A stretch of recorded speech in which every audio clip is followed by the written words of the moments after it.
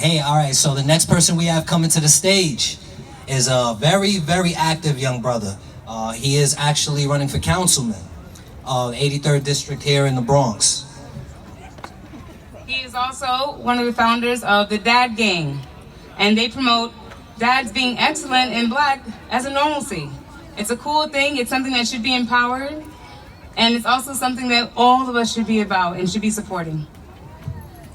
Ladies and gentlemen, please give it up for Kevin Riley. Come on, y'all! Come on, y'all can do better than that. Kevin Riley, let's go. Let's keep this energy going. Let's go.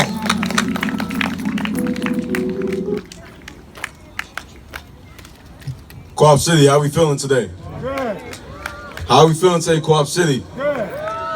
My name is Kevin Riley, and I am a community activist. I work with Speaker Carl Hasty as Community Relations Director, and as Doreen said, I am running for City Council in this district, the 12th District, next year. I wanted to come today to have a small conversation. I was really thinking all week what to talk about. I wanted to really focus on financial literacy and also focus on health in the black community. But my heart is too heavy right now on what's going on in our communities. It's so sad that we are judged by the color of our skin and not the content of our character. Too many times we see our brothers and sisters being murdered, gunned down, mistreated in our communities. And it's very disheartening. As a 32-year-old man, I don't know what to expect raising two beautiful young black daughters. I don't know what to teach them to grow up on how to love somebody who's supposed to protect them. I don't know how to explain to them that someone who doesn't look like them may be afraid of them. And that's the reality we're living in today. I remember when I was a young boy, the last image I had of my father was him being incarcerated in front of me in my household. So you can imagine that as a young black boy, 7 years old, with his young black brother who was about 3 years old at the time, the man that we've imaged and professed as our savior, our superhero, was being incarcerated by police officers in our household. We used to go visit my father time and time again in jail.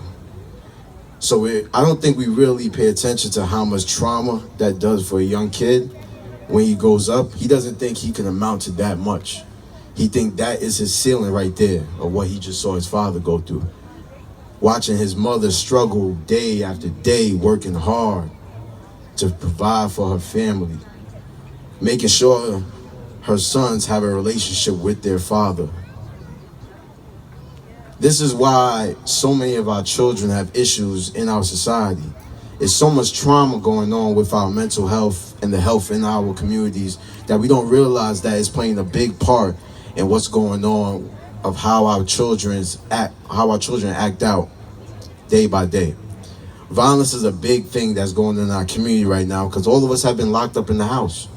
Coronavirus has kept everyone locked up in the house.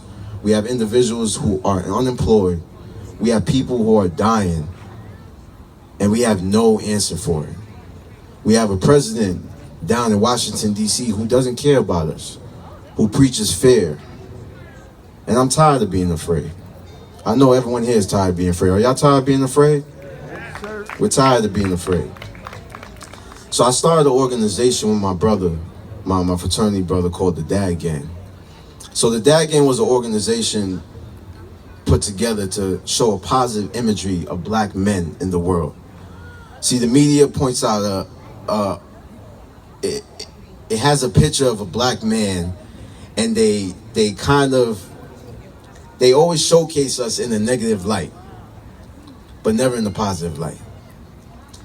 Our dear brother, a father who was just shot in front of his kids 7 times in the back. But the only thing that they could mention was he had a knife that was hidden in his car. But then we had a killer who walked through the police officers and shot 2 people, then walked back through them and wasn't arrested till the next day. And that's why we have this issue, because this imagery that they have of black men and black women is negative and it's not right. And we have to change that. So the Dad Game was formulated to change that image of what we have of black fathers.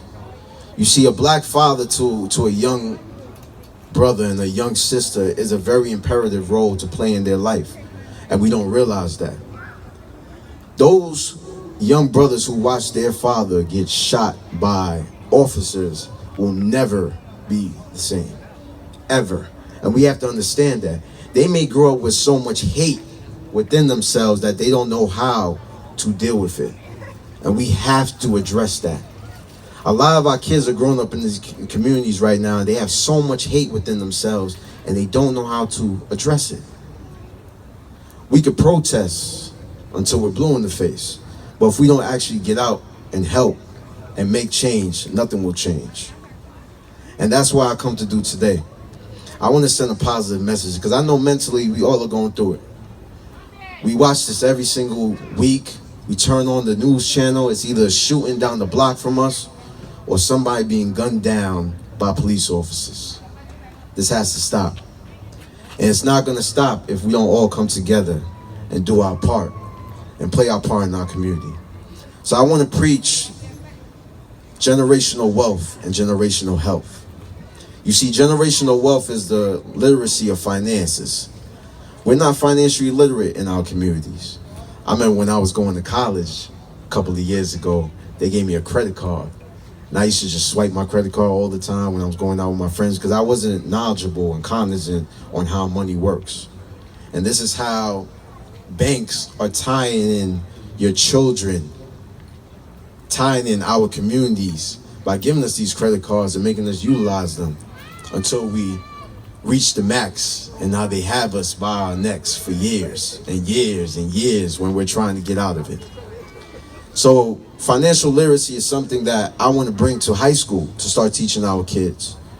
I say even younger, but they'll probably push it to high school. But this is what our kids need to advance in our civilization that we have right now. Generational health is not just the disparities that the Bronx goes through. The Bronx is the lowest when it comes to health. 62 out of 62 counties in New York State, the Bronx always ranks number 62. We have the most when it comes to asthma. We have the most when it comes to mental health.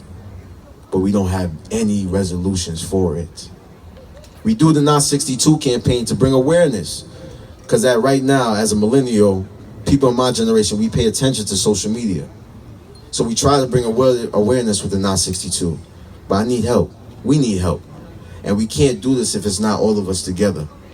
I have a saying I like to say, if not us, then who? If not us, then who? Who's going to clean up your mess for you? If you leave a spill on the floor, you'll come back. That spill will still be on the floor. You have to clean up the mess. We have to do this together. And I hope I leave this message today, that there is unity amongst our community. And if we don't come together and stop all the bickering, stop all the generational divide, seniors against youth, youth against seniors, millennial against youth, millennials against seniors, we won't get anywhere. We have to all come together and embrace each other's culture. And that's the only way we'll get ultimate change. Thank you everyone that visited, that came out today. Thank you for listening to me. You can find me on Kevin C. Riley on Instagram, Facebook, and Twitter. The Dad Gang. We did a nice interview with Oprah Winfrey and Tyler Perry a couple weeks ago. You can find that on YouTube.